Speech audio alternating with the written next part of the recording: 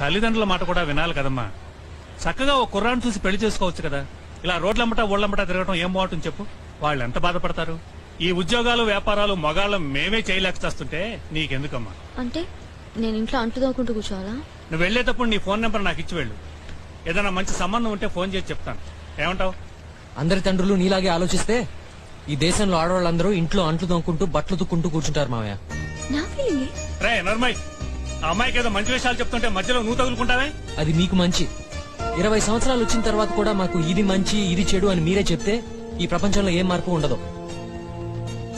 ఎలాగో రాజీని మీరు ఇన్ఫ్లుయెన్స్ చేశారు. ఈ అమ్మాయిని చేయబాకండి.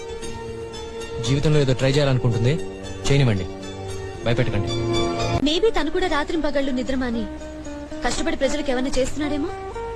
మేబీ దేశానికి అతని అవసరం ఎక్కువ ఉందేమో. అతన్ని మెచ్చుకోక్కర్లేదు, కానీ తిట్టే రైట్ మాత్రం నీకు అస్సలు లేదు. సారీ.